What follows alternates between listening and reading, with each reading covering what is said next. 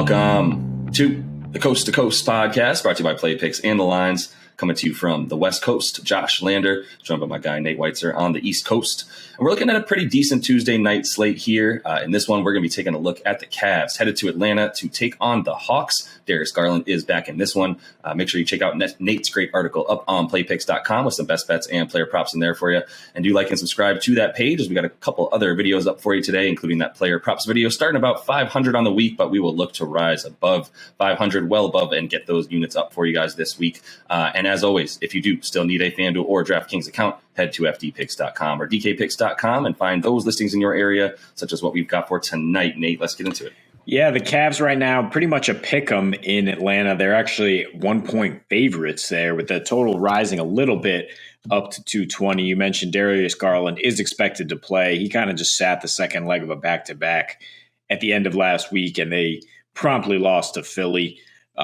That is another one of the key games to watch tonight. Celtics are -2 now at Philly with a total of 210. We'll break that one down in a separate episode. The Sixers are not going to have James Harden yet, but still a game to watch. Mavericks +3.5 at the Heat. Another intriguing game with a low total of 208. Grizzlies -4.5 at the Pelicans, who are coming off a big win last night.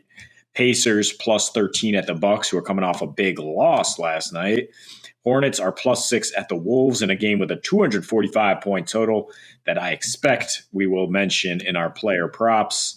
And the Clippers are +13 at the Suns. Clippers coming off a win against the Warriors last night, despite an outburst from Steph Curry, who we mentioned in props yesterday.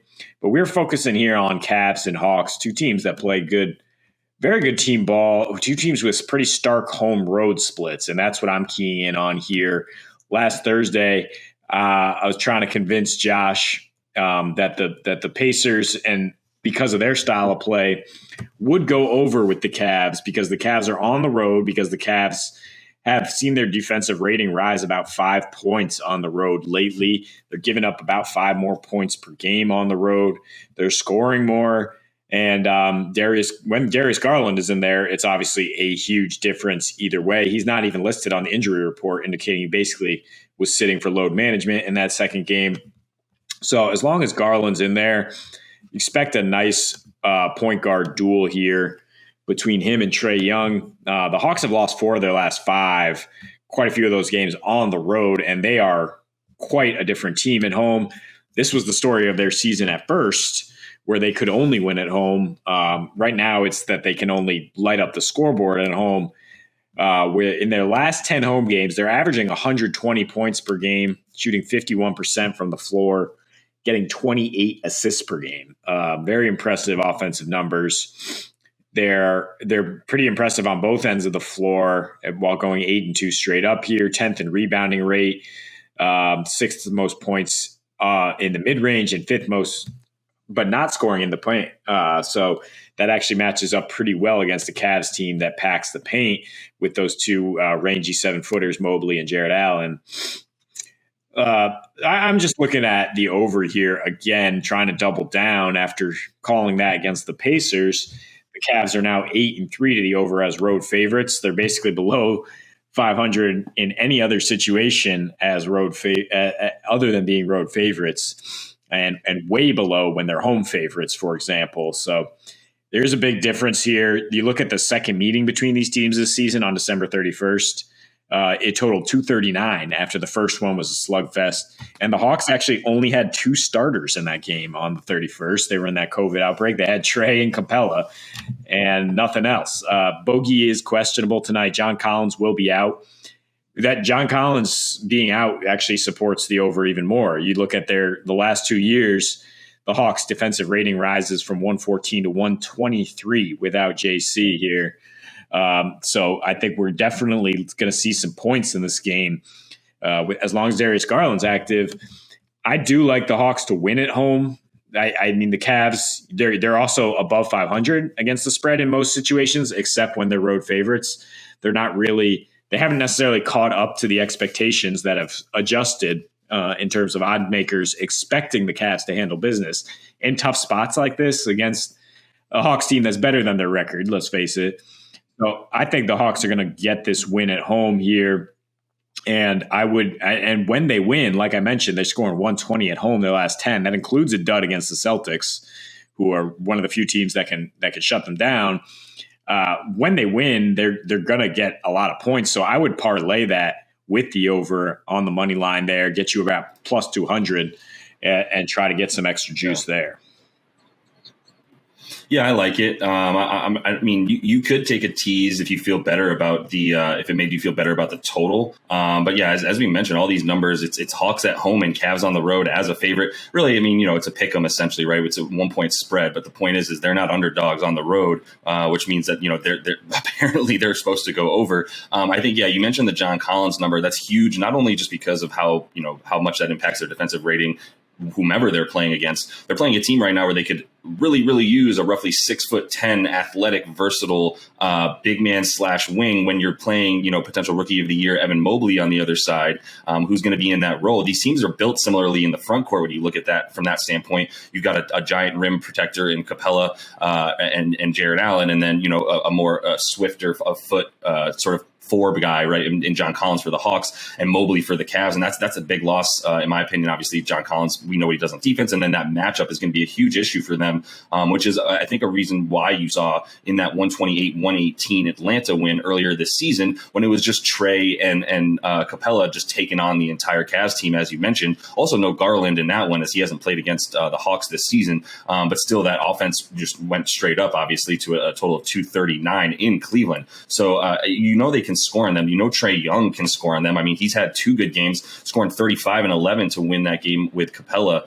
and then scoring 24 and 7 in their loss. But if you look at why they lost that second game, Capella, Collins, Bogey, and Herter combined for 25 points between the 4 of them. The 4 of them average more than 52 points a game on the season. So if they're going to combine for 20-ish points, 25 points, you're not going to win. You're not going to score. Obviously, you're not going to get 100 like they didn't. But Trey tonight and Capella, I actually like the Capella matchup a lot tonight against Jared Allen based on the history between these two guys. Capella in his roughly 9 games that he's played against Jared Allen in his career, 14 points, 12 boards, and 2 assists, shooting about 57% from the field, which is normal for him as he's not shooting anywhere from outside the dunker spot, really. But either way, I think I like Capella's numbers compared to Jared Allen, who's only putting up 9 points and 9 boards in those matchups as well. So really getting owned a little bit down low by Capella. I think you can expect another big game from him and obviously Trey tonight as well. And really, those home road splits, it's about what they, when we talk about Capella and Trey, we're talking about a pick and roll that's either going to end in Trey hitting a floater, Capella getting a dunk, or a guy on the wing getting a good look at a 3, right? And so if that's the case tonight, you've got to like the fact that they get their free throw rate is way better at home is the Hawks.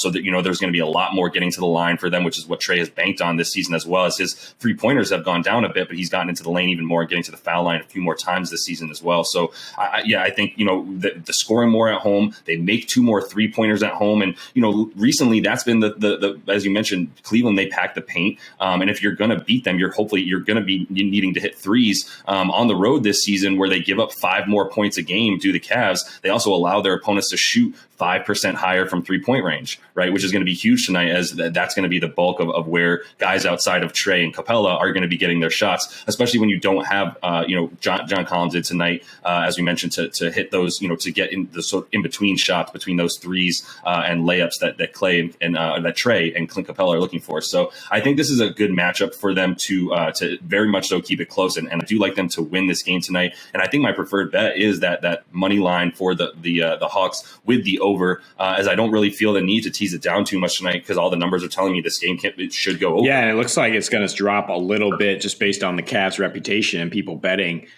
the under, which is understandable. But yeah, the Hawks, they've been money at home in terms of getting their points in the right matchups. And as you just outlined, this is a good matchup for them. The Cavs have actually lost 4 of their last 6 on the road. And some of those are real bad losses at Houston, a team that had lost something like 15 straight home games, at Detroit with Garland playing. They're just not, they're a bit ahead of schedule, and they're not necessarily a team you can rely upon on the road when they get into these spots that they're supposed to win. But I think, the way to attack this game is, again, just expecting points from the Hawks. I would love it if you could get Bogey cleared to play sometime this afternoon, so you can add that to the equation here.